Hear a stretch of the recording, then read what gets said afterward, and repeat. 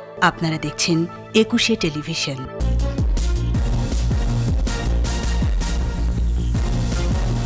জয়পুরহাটে ট্রেনের ধাক্কায় বাস চুরমার, নিহত 12। রেলগেটে গার্ড ছিল না, জানিয়েছেন পুলিশ সুপার।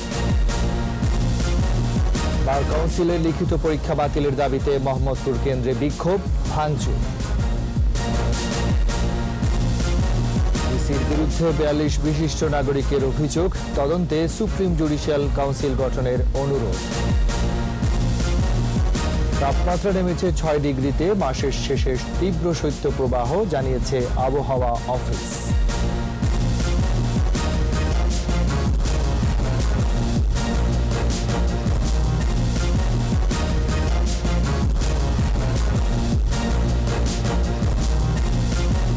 শুনছিলেন ফার্স্ট সিকিউরিটি ইসলামী ব্যাংক লিমিটেড সংবাদ শিরোনাম। সবাইকে আমন্ত্রণ জানাচ্ছি দুপুর 2টার 21 সংবাদের সাথে আছে আমি রাজীব জামান। আর দর্শক, একুশে টেলিভিশনের সংবাদ একই সাথে সরাসরি দেখতে পাবেন আমাদের ফেসবুক পেজ www.facebook.com/2124 অনলাইনে। জয়পুরহাট সদরের পুরানপৈল রেলগেটে সকালে বাস ও ট্রেনের সংঘর্ষে 12 জন নিহত হয়েছে, আহত হয় 4 জন। তাদের বগুড়ার জিয়া মেডিকেল কলেজ হাসপাতালে ভর্তি করা হয়েছে। দুর্ঘটনার পর বন্ধ রয়েছে উত্তরাঞ্চলের সঙ্গে সারা দেশের রেল যোগাযোগ। রিলিফ ট্রেন উদ্ধার কাজ চালাচ্ছে। পুলিশ সুপার জানিয়েছেন, দুর্ঘটনার সময় রেলগেটে কোনো গার্ড ছিল না। প্রতিনিধিদের সহায়তায় মুশফিকা নাজেনের রিপোর্ট। শনিবার সকাল 7:45 পাঁচবিবি থেকে ছেড়ে আসা জয়পুরহাটগামী একটি বাস পুরানোপৈল রেলগেট এলাকায় এলে পার্বতীপুর থেকে ছেড়ে আসা রাজশাহীগামী একটি ট্রেন ওই বাসকে ধাক্কা দেয়। মুহূর্তেই বাসটি দুমড়ে মুচড়ে যায় এবং ট্রেনটি লাইনচ্যুত হয়। যখন আমরা বিকট একটা শব্দ পেলাম, আমরা বাইরে আসে দেখি যে ওই পুরানোপৈল রেলগেট থেকে বাঁধন নামে একটা বাস বগির সামনে আটকানো আছে ট্রেনের। ট্রেনটা জয়পুরহাটের দিকে যাচ্ছিল। চাবি খুঁজতে খুঁজতে দেখেছি ওটি একটা লাশ, ওই জায়গাতে একটা লাশ। এই জায়গায় আমার গেটের জায়গায় দেখেছি কতগুলো মানুষ ধকধকাচ্ছে। গেট না নামানোর কারণে মূলত এই দুর্ঘটনা ঘটে। আমার ফ্রেন্ড নাম হচ্ছে রাব্বি, তার বড় ভাই বাবুর ভাইয়ের সঙ্গে গেছিল ঢাকায় পরিপত্তি সংক্রান্ত একটা বিষয়ে দুর্ঘটনায় সে আর তার ভাই দুজনেই মারা যায়। ফায়ার সার্ভিস ঘটনাস্থলে পৌঁছে উদ্ধার কাজ চালায়। এখন পর্যন্ত 12 জনের মৃতদেহ উদ্ধার করা হয়েছে। স্পটে আমরা 10টা ডেড বডি মারা গেছে স্পটে, এবং 6 জন হাসপাতালে দিয়ে আসছে। নিহতরা সবাই। আহতদের প্রথমে জেলা আধুনিক হাসপাতালে ভর্তি করা হয়, পরে তাদের পাঠানো হয় বগুড়ায়। জেলা প্রশাসক, পুলিশ সুপার ও রেল কর্তৃপক্ষ ঘটনাস্থল পরিদর্শন করেছেন। রেল ক্রসিংয়ে যখন রেল গাড়িটি পার হচ্ছিল তখন লাইনম্যান বা কারো কোনো গাফিলতি ছিল কিনা সেটা তদন্ত করে দেখার জন্য আমরা সংশ্লিষ্ট কর্তৃপক্ষকে অনুরোধ করেছি, এবং তার বিরুদ্ধে গাফিলতি পাওয়া যায় তাদের দায়মূলক ব্যবস্থা নেওয়া। 1 থেকে 1.5 ঘন্টার মধ্যে আশা করা যায় যে আমরা ট্রেন চলাচল স্বাভাবিক করতে পারি। ঘটনার পর থেকে 3 গেটম্যানের সকলেই পলাতক। ধারণা করা হচ্ছে সে সময় দায়িত্বরত গেটম্যান ঘুমিয়েছিলেন। মুশফিকা নাজনীন, একুশে টেলিভিশন। আইনজীবী হিসেবে তালিকাভুক্তির জন্য বার কাউন্সিলের লিখিত পরীক্ষা বাতিলের দাবিতে একটি কেন্দ্রে বিক্ষোভ করেছে কিছু পরীক্ষার্থী। মোহাম্মদপুর কেন্দ্রীয় কলেজ কেন্দ্রের পরীক্ষার্থীরা বিক্ষোভকালে ভাঙচুরও করে। এ সময় বেশ কয়েকজনকে আটক করে পুলিশ। বিস্তারিত জানাচ্ছেন মিনালা দেবা। শনিবার সকাল 9টা থেকে ঢাকার 10টি কেন্দ্রে প্রায় 13,000 পরীক্ষার্থী বার কাউন্সিলের লিখিত পরীক্ষায় অংশ নেয়। প্রশ্নপত্র হাতে পাওয়ার পর বিক্ষুব্ধ হয়ে ওঠে মোহাম্মদপুর কেন্দ্রীয় কলেজের পরীক্ষার্থীরা। অনেকে কেন্দ্র থেকে বের হয়ে যান। পরীক্ষার্থীদের অভিযোগ, প্রশ্নপত্র অস্বাভাবিক কঠিন করা হয়েছে। অত্যন্ত জটিল একটা কোশ্চেন ছিল, যা বার কাউন্সিল ইতিহাসের বুকে এরকম কখনো কোশ্চেন হয় নাই। পরীক্ষার্থীরা শুরুতে হই হুল্লোড় শুরু করেন, এক পর্যায়ে কলেজে ভাঙচুর করে। যাদের প্রিপারেশন ভালো নাই, যারা অটো পাসের জন্য আন্দোলন করছে, তারাই আজকে এই ধরনের ভাঙচুর করেছে। পুরো ছাত্ররা বাইরে থেকে ইটপাটকেল ছুঁড়ে ও স্যারকে এসে হলে খুব মারধর করে। কেউ কেউ পরীক্ষা দিতে চাইলে তাদের জোর করে পরীক্ষার হল থেকে বের করে দেওয়ার কথা জানান অনেক শিক্ষার্থী। তো ওরা এসে দরজা ভেঙে ভিতরে ঢুকে সবার খাতাপত্র নিয়ে ছুঁড়ে ছুঁড়ে ফেলে দিয়েছে। জানলার গ্লাস ভেঙে ফেলছে, আমাদের খাতা সমস্ত কিছু সবকিছু ছিঁড়ে ফেলছে। অ্যাটর্নি জেনারেল এদের তত্ত্বাবধানে পরীক্ষা যদি আমাদের নিরাপত্তা না থাকে তাহলে আমরা কার কাছে যাব? এ সময় বেশ কয়েকজনকে আটক করে পুলিশ। 2017 সালের 34,000 শিক্ষানবিশ আইনজীবীর মধ্য থেকে দ্বিতীয় লিখিত পরীক্ষায় বাদ পড়েন 3,590 জন। 2020 সালে প্রায় 70,000 শিক্ষানবিশ আইনজীবীর মধ্যে নৈবৃত্তিক পরীক্ষায় উত্তীর্ণ হন 8,766 শিক্ষার্থী। এবার মোট 12,858 জন সনদ প্রত্যাশী লিখিত পরীক্ষায় অংশ নিচ্ছেন। মিনালা দিবা, একুশে টেলিভিশন, ঢাকা। নির্বাচন কমিশনের বিরুদ্ধে অনিয়ম ও দুর্নীতির অভিযোগ এনে সুপ্রিম জুডিশিয়াল কাউন্সিল গঠনের দাবি জানিয়েছেন 42 বিশিষ্ট নাগরিক। নুরুল হুদা কমিশন দায়িত্ব গ্রহণের পর গুরুতর অসদাচরণ ও আর্থিক দুর্নীতির রেকর্ড ভঙ্গ করেছে বলে পর্যবেক্ষণ তাদের। গণতন্ত্র পুনঃপ্রতিষ্ঠায় তদন্ত করে এ বিষয়ে যথাযথ ব্যবস্থা নিতেই রাষ্ট্রপতির কাছে অভিযোগ জানানো হয়েছে বলে জানান বিশিষ্ট নাগরিকরা। বিস্তারিত জানাচ্ছেন স্মৃতি মণ্ডল। প্রধান নির্বাচন কমিশনার KM নুরুল হুদার নেতৃত্বে বর্তমান কমিশন দায়িত্ব নেয় 2017 সালের ফেব্রুয়ারি মাসে। নানা সময়ে এই কমিশনের বিরুদ্ধে বিভিন্ন দুর্নীতি ও অসদাচরণের অভিযোগ ওঠে। গত 14 ডিসেম্বর কমিশনের অভিযোগ তুলে ধরে রাষ্ট্রপতির কাছে চিঠি দেয় 42 বিশিষ্ট নাগরিক। এ বিষয়ে জানাতে ভিডিও কনফারেন্সে সংবাদ সম্মেলন করে সুশাসনের জন্য নাগরিক সুজন। সাংবিধানিক পদে যারা উদ্দিষ্ট আছেন তাদের বিরুদ্ধে গুরুতর অসদাচরণের অভিযোগ আসলে সেই অভিযোগের ব্যাপারে সুপ্রিম জুডিশিয়াল কাউন্সিলকে তদন্তের নির্দেশ দিতে পারবেন একমাত্র রাষ্ট্রপতি।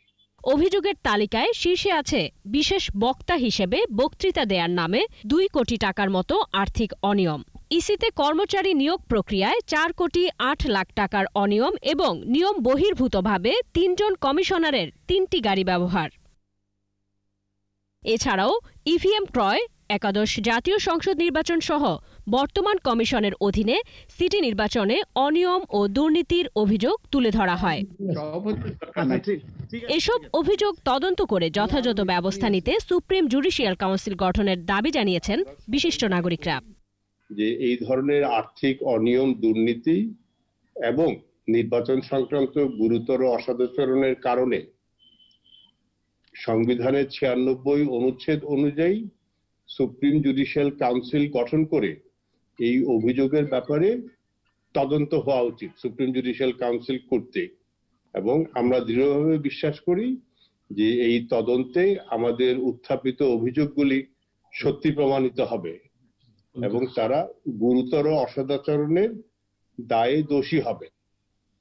এবং সেই প্রেক্ষিতে সুপ্রিম জুডিশিয়াল কাউন্সিলের সুপারিশ অনুযায়ী রাষ্ট্রপতি তাদের পদ থেকে অপসারণ করতে পারবেন এবং অপসারণ করবেন বলেই আমরা আশা করি। নির্বাচন কমিশন এই বিজয়ের মাসে আমি একটা জোর দিয়ে বলবো যে তারা আমাদের মুক্তিযোদ্ধাদের রক্তের সাথে বিশ্বাসঘাতকতা করেছে। মুক্তিযোদ্ধারা প্রাণ দিয়েছে, রক্ত দিয়েছে এই দেশকে স্বাধীন করার জন্য, যেখানে একটা গণতান্ত্রিক শাসন ব্যবস্থা কায়েম হয়। এবং এটা করার মাধ্যমে তারা যে জালিয়াতির আশ্রয় নিয়েছে, বঙ্গবন্ধুর নেতৃত্বে যে আমাদের সংবিধান রচিত হয়েছে এবং সংবিধানে গণতন্ত্র আমাদের প্রধান, আমাদের মূল নীতির মধ্যে গণতন্ত্র বঙ্গবন্ধুর প্রতি বিশ্বাসঘাতকতা করেছে। তাদের এখন সরে দাঁড়ানোই সমীচীন হয় বলে আমি মনে করি। বর্তমান কমিশনের দুর্নীতি অতীতের রেকর্ড ভঙ্গ করেছে উল্লেখ করে সংবাদ সম্মেলনে জানানো হয় রাষ্ট্রপতির পাশাপাশি সরকার প্রধানকেও এ বিষয়ে অবহিত করা হবে।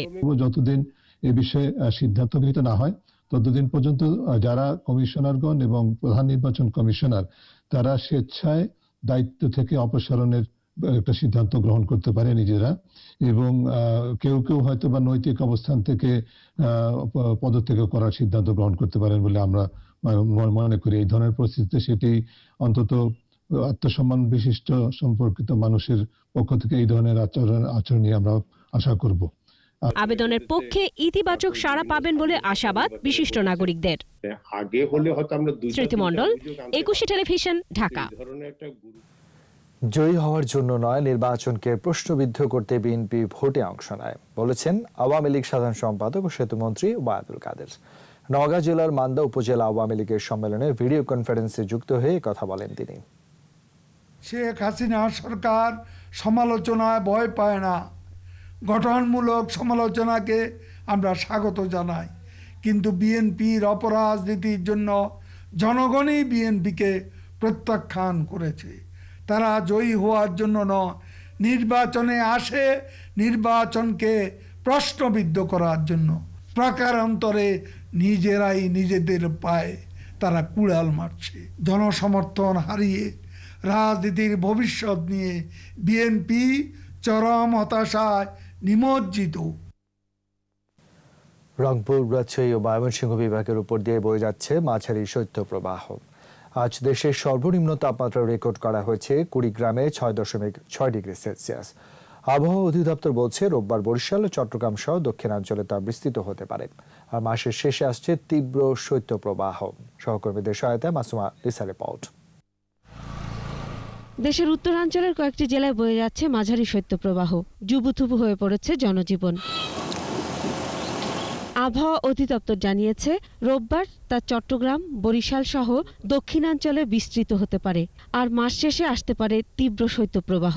মৃদু থেকে মাঝারি যেটা শৈত্যপ্রবাহ রয়েছে, বিশেষ করে আপনার রাজশাহী, রংপুর, ময়মনসিংহ এইসব পুরো ডিভিশনে মিলে।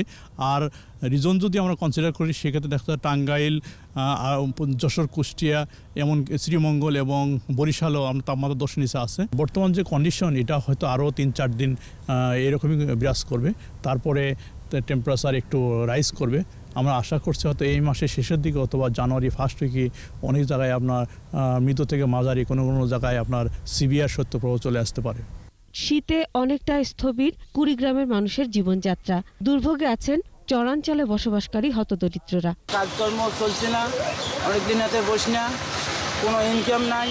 শীতে কাঁপছে পঞ্চগড়। আবহাওয়া অফিস বলছে হিমালয় থেকে আসা হিম বাতাসে কমছে তাপমাত্রা। রংপুরে দিনের বেলাতেও হেডলাইট জ্বালিয়ে যানবাহন চলাচল করতে হচ্ছে। শীতবস্ত্রের অভাবে হতদরিদ্র মানুষ আছে দুর্ভোগে। ঠান্ডা আর কি জনজীবন বিপর্যস্ত হয়ে গেছে। গাইবান্ধায়ও দিনে হেডলাইট জ্বালিয়ে চলছে যানবাহন। শীতে তো খুব কষ্ট, গাড়ি ঘোড়া চালাবে চীনের যে অবস্থা, বাতাস তার সাথে সাথে ঠান্ডা। শৈত্যপ্রবাহে লালমনিরহাটে ক্ষতিগ্রস্ত হচ্ছে বড় বীজতলা। কষ্টে আছে তিস্তা ও ধরলার চরাঞ্চলের বাসিন্দারা। একটা কম্বলও নাই, একটা চাউলও পাই না, কি করে বাঁচি কোন? ঠান্ডায় মরতেছি। স্কিমের বেতন যেটা আমরা ফেরাইছি, এই বেতনটা শীতের কারণে নষ্ট হয়ে যাইতেছে। নওগাঁয় কয়েকদিন ধরে শীত আর কুয়াশায় বিভিন্ন রোগে আক্রান্ত হচ্ছে শিশু ও বৃদ্ধরা। শ্বাসকষ্টজনিত রোগে তারা ভর্তি হচ্ছে এবং এই সময় কিছু কোল্ড ডায়রিয়া নামে যে ডায়রিয়াটা হয় সেটার প্রকোপও দেখা দিচ্ছে। প্রচন্ড ঠান্ডার কারণে বাচ্চার পায়খানা হচ্ছে। কাজে যেতে না পারায় কষ্টে শ্রমজীবী মানুষ। Masuma Lisa, 21 television. বিরতি নিচ্ছি। নো মাস্ক নো সার্ভিস বিধি মেনে চলুন, সুস্থ থাকুন। যখন ফিরছি তখন অন্যান্য খবরের সঙ্গে আরো থাকবে সড়কের উপর পুলিশের জব্দ করা গাড়ি, যান চলাচল ব্যাহত, ঘটছে দুর্ঘটনা।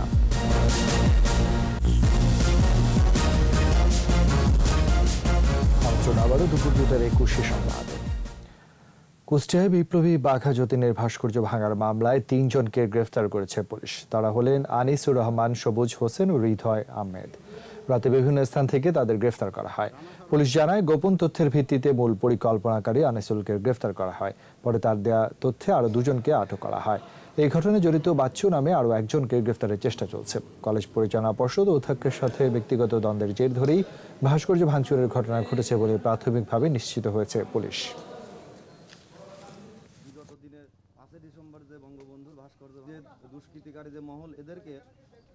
তদন্ত এখনো বাকি আছে, তবে এখন পর্যন্ত তদন্ত যেটা উঠে এসেছে সেটি হলো তাদের ইন্টারনাল যে কলেজের কমিটি নিয়ে একটু দ্বন্দ্ব আছে। প্রিন্সিপাল এবং যিনি সভাপতি আছে তাদের সাথে দ্বন্দ্ব আছে। সেই পরিপ্রেক্ষিতে এখন পর্যন্ত আমাদের কাছে তথ্য হচ্ছে এই কারণে হয়তো ভেঙে ফেলা হতে পারে। বিভিন্ন মামলায় পুলিশের জব্দ করা গাড়ি ফেলে রাখা হয়েছে রাস্তার উপর। ব্যাহত হচ্ছে যানবাহন চলাচল, ঘটছে দুর্ঘটনা। সিটি কর্পোরেশন বলছে সড়ক থেকে গাড়ি সরাতে ব্যবস্থা নেওয়া হবে।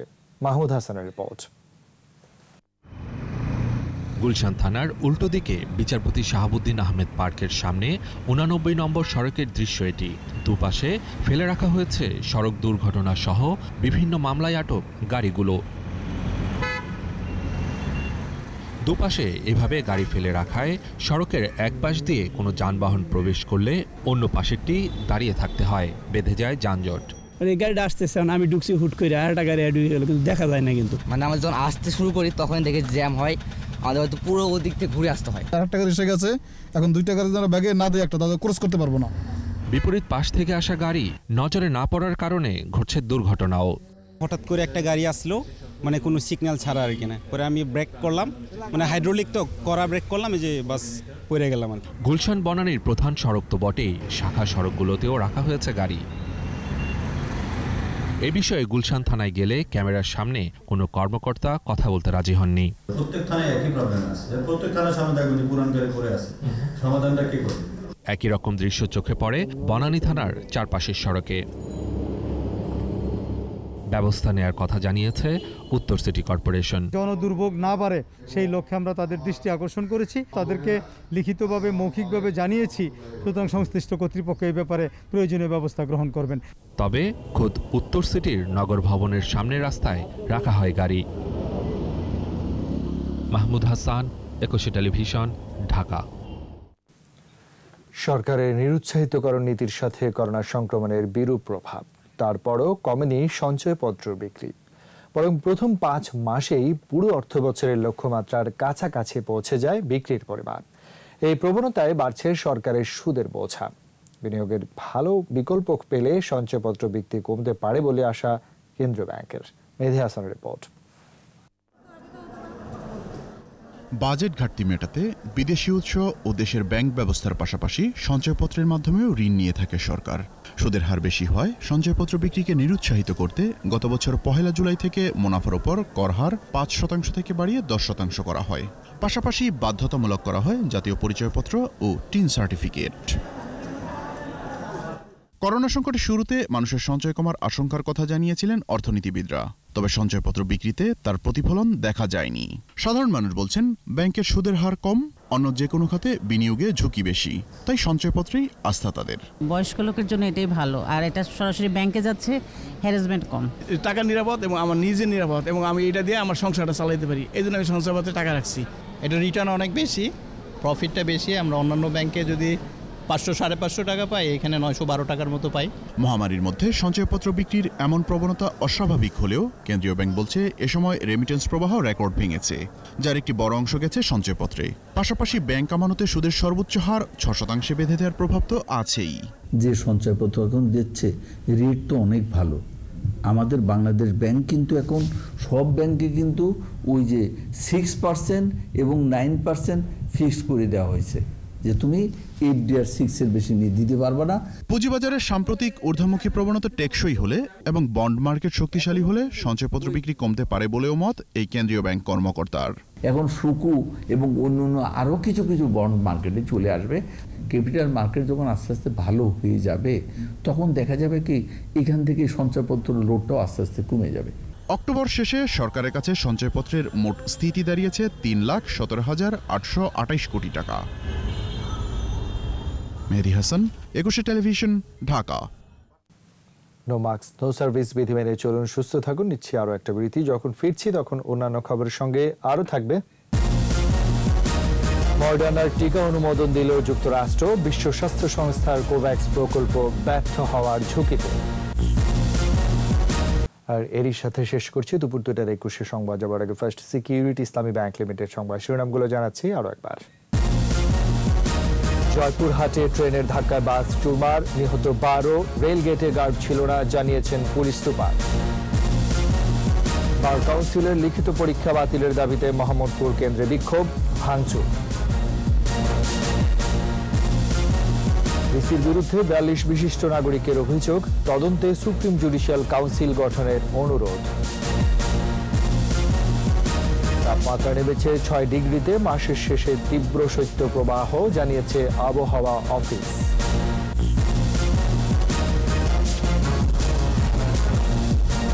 সর্বশেষ খবর জানতে ডায়াল করুন 204 নম্বরে, আর ভিজিট করুন ekushe-tv.com ওয়েবসাইট। এছাড়া ফেসবুকে ভিজিট করতে পারেন facebook.com/ekushe24। অনলাইনে বিকেল 4টায় একুশে সংবাদ শিরোনাম রয়েছে, দেখার আমন্ত্রণ রইল। স্বাস্থ্যবিধি মেনে চলুন, সুস্থ থাকুন, একুশের সঙ্গেই থাকুন।